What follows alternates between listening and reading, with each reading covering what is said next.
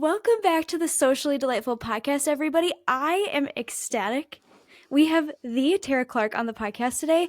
Y'all, oh my gosh. So she is an author, a speaker, a content creator, a podcaster. She is the founder of Modern Mom Probs.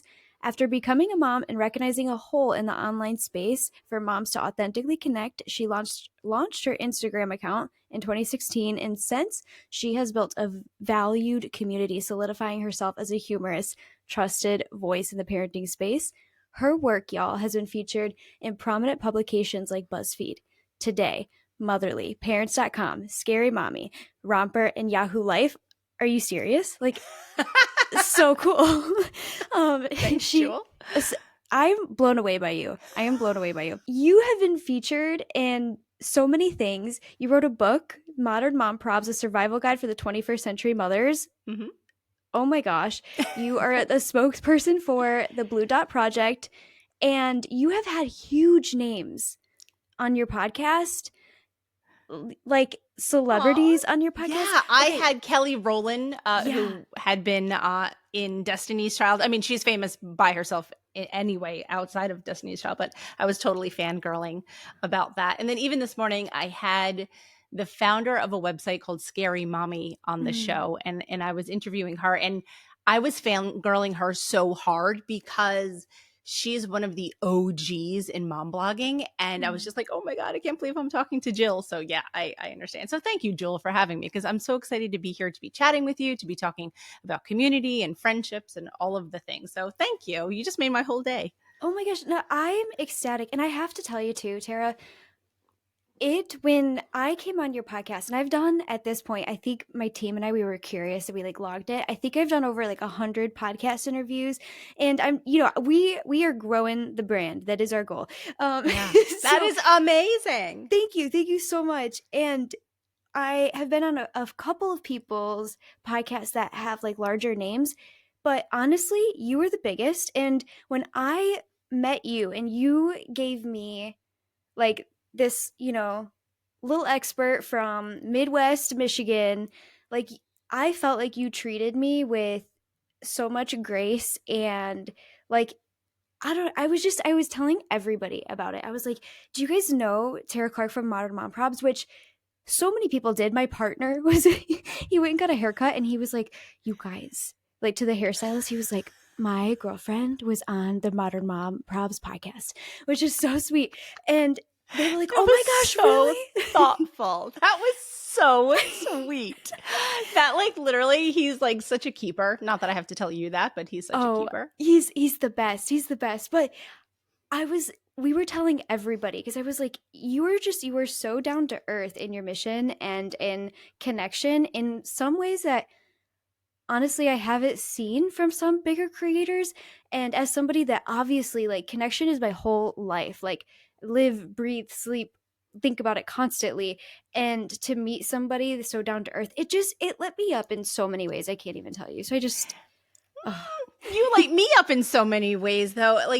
I loved our conversation. The podcast episode is out now. Go listen to it. Yes, wherever you get your episodes. I was about to say wherever episodes are sold. I swear to God, I almost said that. I don't know why, but wherever episodes are sold, go listen to it. Author Probs. Yeah, exactly right. Totally.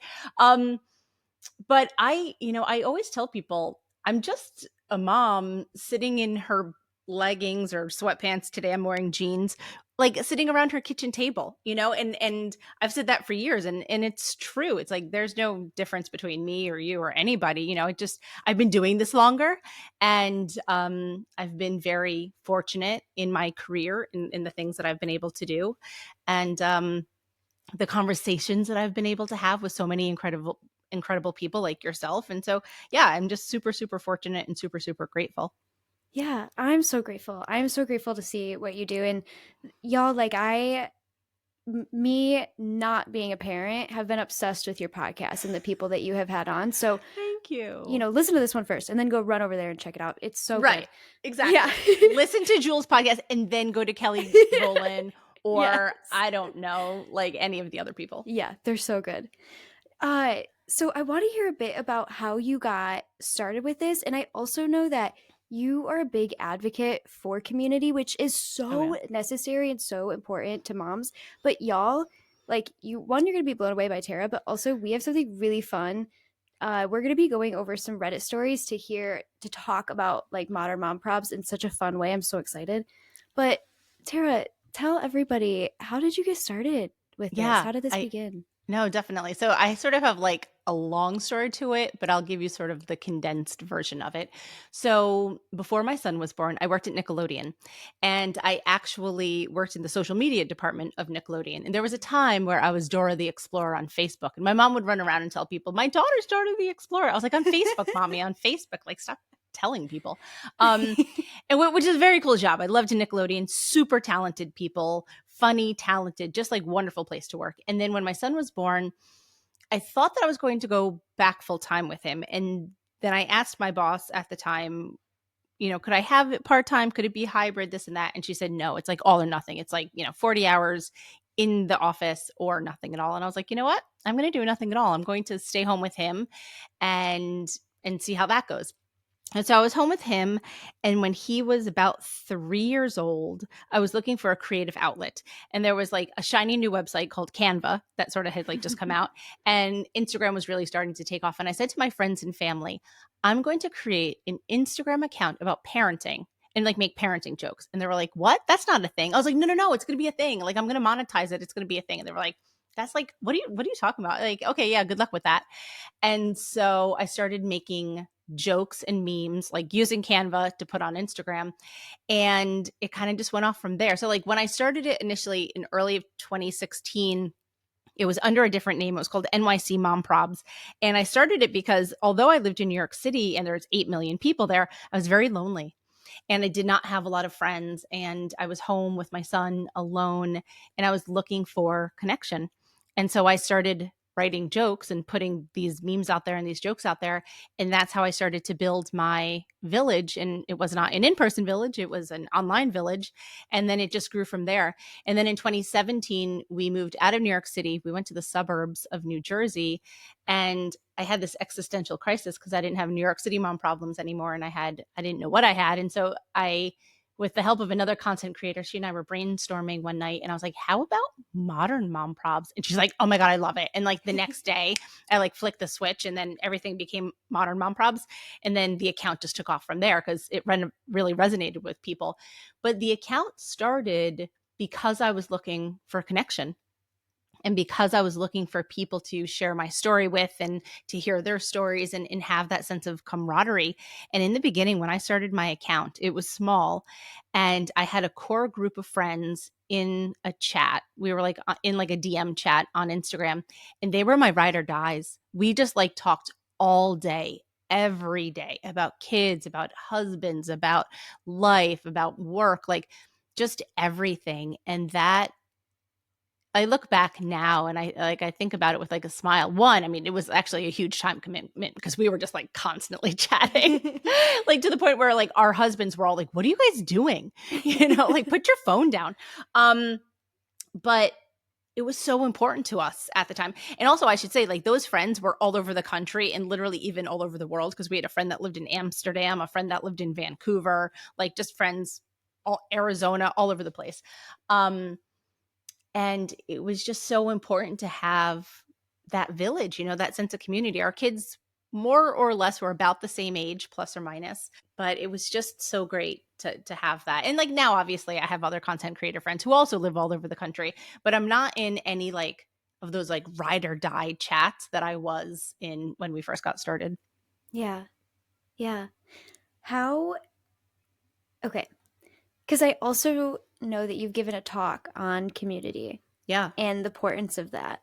Mm-hmm. So, how do you think this changed your experience? Because it sounds like, if I'm hearing you right, that this was coming about when you were a newer mom, or maybe when your kids were. My son was 3, Okay. so we were like in it as far as like toddlerhood, right? And Mm. when you have a toddler, there's just like so much content you could write about, so many jokes, so many stories, so many tantrums, so many like of everything, just all of the stuff. And it was just like a constant like stream of content coming out and stories to tell and like having to like lean on people and be like, is this normal? What do you think about this? Like all of that kind of stuff. And so I really needed that at the time. And I know my friends did too. And so we needed to really lean on each other through our parenting. And when we first started on Instagram, it was a big thing at that time to do like share groups. So we would often share each other's work and each other's like jokes. And we thought that, and I still believe this, is that the tide rises all ships, right? So it's like when I succeed, you succeed. And I was always bringing my people with me together. And I still believe in bringing my people with me together. And that was a big part of it. And so even during the talk that I gave that you were just referencing, I spoke about the power of community at a conference called Mom 2.0 last year. I'm going to be speaking about at Mom 2.0 again this year, but it's a different topic altogether. Woohoo! But last year we were talking about the power of community. And that's part of the thing that I was talking about is bringing your people with you in your success, right? It's sharing best practices. It's sharing ideas. It's brainstorming off each other. I wouldn't have anything in my career or with my business if I didn't have my friends to go to ask questions on, to lean on, all of those things. Like going back to the story that I said when I was thinking of changing the name, and I said, well, what adjective should I use? And I was chatting with my friend who lives in Kansas City. And she was like, throwing out this adjective and this one and this one. And I came up with modern. And she was like, oh my God, that's amazing. But like, if I didn't have her, like, I don't know, I'd just be sitting by myself. Right. So like every step of the way, everything that I've done has always been with my friends and with my community. Yeah. Yeah. Thank you for sharing that and for sharing those examples, because I think too, one thing that I get frustrated with, if you will, like a personal little rant that I have, is sometimes we think like friendship needs to be work almost, and we don't really also see it as self-care. And I do not mean that like alone time isn't important, time to, recharge on your own, but I it is also really super recharging to be connected to other Oh my people. God, yeah. And you can really hear that in your story, and you can hear that like same thing. I don't know what I would do without my friends with I always say they get all the, like, everyone gets like the formal content. My friends get all of the, like, how can I explain this kind of content. Yeah. Like all of that, like brain dump kind of content. Yeah. Funny thing that you said that and just triggered my thought. And I'm surprised that it took me a second to even trigger the thought, is that every Friday at noon, I have a call with a group of content creators where we started it as it was just a group of content creators. We were friendly with each other, but over the course of time, every Friday when we're jumping on this call and brain dumping on each other, we became really close friends. And so I just had the call at 12 o'clock today, and it went 90 minutes because we can't shut up and we just love chatting with each other so much. And then finally we're like, okay, like let's go, because we have meetings and other obligations. But each one of us every week says how restorative that call is and how it's like the highlight of our week and how we look forward to it no matter what's going on in the world. Like we know that for the most part, we have our Friday at 12 o'clock call and it gives us life. And you cannot underestimate the importance of connecting with your friends and sometimes having to schedule it. I have a lot of other friends where like, oh, we should do a call. Oh, we should do a call. And like, you always say that. And unless you like actually put pen to paper and say it's going to be Thursday at 1 o'clock, like it's not going to happen, and I'm so grateful for my friends that we've kept it going as long as we have now. Cause like, it's probably been at least a year, maybe a year and a half. I kind of don't remember when we started, but it definitely at least 1 year. Fridays at 12 o'clock are like sacred to me. And only every once in a while, if I'm having a meeting or like a client call that I can't move or something like that, like I do not put anything on that time. And, sometimes I do miss it, but then when I do miss the call, then I miss them, I actually miss the call because I'm remiss that I didn't get a chance to chat with my friends and stuff like that. But it's so important as mothers, but as women, as human beings, to just connect with each other. Humans are meant to connect with each other. We're meant to be social animals. It's ingrained in us, right? It's in our DNA. It's in our evolution. It's how we got all of the stuff that we have here. We wouldn't have succeeded as an animal if we didn't work together, right? So Yeah. it's so important now. And like here we are with all the technology and everything at our fingertips. It's so easy to isolate yourself and grab your phone and scroll TikTok and like kind of just shut everything off. But like that's not healthy. Like you need to put down your phone, connect with your friends, schedule a call, look Yeah. forward to it all week long, and then get on the phone and just like laugh and talk and I don't know, just Yeah. hang out. And so I'm a huge fan of community. Yeah. Y'all, okay, especially those of you that are clients of mine or those of you that are avid listeners of this podcast, can you hear all of the common themes and the things that we talk about in her stories and in her examples? Like, can you hear it? We hear it. This is a perfect example of so many things. Like, there's so many things where I'm like, yeah, that's this. And I love the you having you on to talk about it because I think sometimes what happens is for people that maybe are feeling lonely or where they don't feel like they have their community, it feels like such a big mountain to climb. Yeah. And hopefully y'all can hear it. It can actually be really simple. It can be really easy. It can be really fun and really, really energizing. I'm obsessed with your stories. I think too about the screens though, and one of the stories that I picked out today is about screen time because this is Mm, something I think about often yeah. because I personally for myself too, and I'm sure you can relate, like having so much of your business, we are just now starting to get like serious about content. Like Yeah. I'm just now getting into that. And if I didn't have a screen time app on my phone that I pay for this Yeah. thing to block my apps at certain times of the day, I think I would just be walking around super disoriented and Yeah. like because I could feel Yeah. like overstimulated when I'm off, like when I get off of it.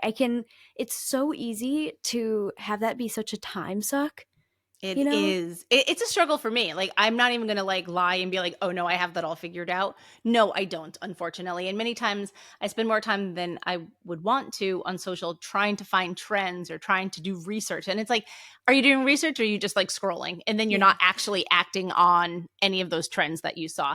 And so I need to be better about it. I do have there's a notification even within Instagram that you can set your daily limit. And so my daily limit is set to like 1 hour a day. But the thing is that once you hit that, a pop up like pops up and says like you've reached your daily limit.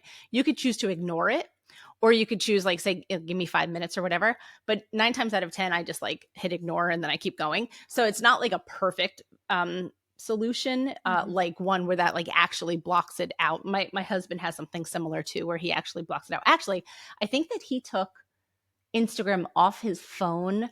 So he has to go on the laptop to it. And I actually did that with TikTok because I found TikTok so distracting. I took TikTok off my phone. So I have to go to my laptop to do TikTok. But my latest thing, which is love hate relationship, I guess, is Threads. I love Threads. I Mm. love Threads so much. It's wonderful to connect with people. It's like real time. You're having proper conversations. I love, love, love Threads. But at the same time, I'm spending too much time on Threads. And so I'm like, Tara, slow your roll because it's easy to just kind of like scroll through that and be like, oh, but like I'm getting the news. And it's like, you're not really getting the news. Like sometimes you are, but sometimes you're not. So that is something that I struggle with too, because then it hinders your creativity. It hinders your opportunity to go out and touch grass sometimes, and I've said this like so many times on like different podcasts. It's like you should always be creating more than you consume. And I'm guilty of that myself. Particularly lately, I've definitely been in sort of like a slump of consuming more than I'm creating. But that should be like everyone's number one piece of advice is like put down your phone, connect with Yeah. people, and create. Oh, that, yeah, yeah. Because we found that like the number of hours, I say we, I always do this, like where I'm like, I conducted this, I did not. Yeah. Researchers conducted this study where they found like how many hours we were spending with our friends through and how many hours we used to spend with our friends. And it Mm. dramatically cut down to like a couple of hours a week. Oh, And I think like these things, their time sucks, right? And it yeah. honestly, like they are designed to be really addicting. The creators, I don't know if y'all saw, there's like a documentary on this I watched like 1,000 years ago, but there's these people that are advocating for like change as far as Mhm. how addicting these apps are, Yeah, I because a saw that lot of, one. yeah, like it's so crazy. Like a lot of them, the competitors like Instagram, Facebook, etc., they call it like a race to the bottom of the brainstem, which is so scary because your brainstem is like where all of your automatic functions are. So Mhm. wild. So like to anybody that's like, oh yeah, me too, it's, not really like your fault. You're right. I mean, Really that's the not. thing that's so tricky, right? Like it's Hmm. not our body is so used to this dopamine hit that we're constantly getting. Actually, sort of speaking on the same topic, my husband was just telling me about an article he was reading the other day that people in general are less interested in intimate relations because they're getting the dopamine from their phones. So Hmm. now they're like, I don't need to like be intimate with you. Like I could just scroll my phone and get that same pleasure sensation. And Hmm. that's happening like right across the board. So that also goes into connection. Yeah.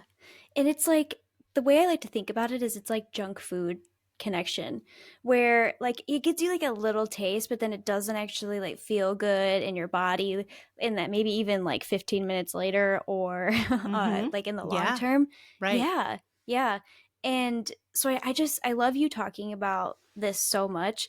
I want to get into that sounded a little southern there. I want to get into some You're of the so cute. I know. stories I have. I thought you were from Tennessee the first time I met you. So, Yeah, but okay, I'm where are you from actually? yeah. Oh my gosh, did you hold up the hand? Y'all, Yeah. if you were listening, she did the Michigan, where are you from? Because everyone in Michigan uses it as a map. I'm obsessed. I'm from like right here, where like the Flint area is, like right in the Nice. middle. Yep. Yep. Oh, we just used America's high five. I'm obsessed. Boom. Oh, Done. yeah, My so good. husband had a friend in medical school, and he was from Michigan, so he taught me that because he was from like there. That's so funny. I traveled for a bit and I did that one time because it's instinctual. We grow up doing it. And so I did that and people were like, "What are you doing?" And I was like, "It's shaped like a hand. It is. It's a mitten. You're It's a showing your mitten." mitten. You got to go with Yeah. a mitten. I get it. I So, love it. I love it. All right, folks, so that is the end of this first part of our time with our guest. That is the end of this episode. They are going to be back next week for the second half of this episode, so stay tuned for next week. If you are dying to check out our lovely guest today, you can go down below and find their information. And if you are watching this like way in the future, which, hi future, how's it going over there? But if you were watching this way in the future, there's a good chance that I have probably linked the upcoming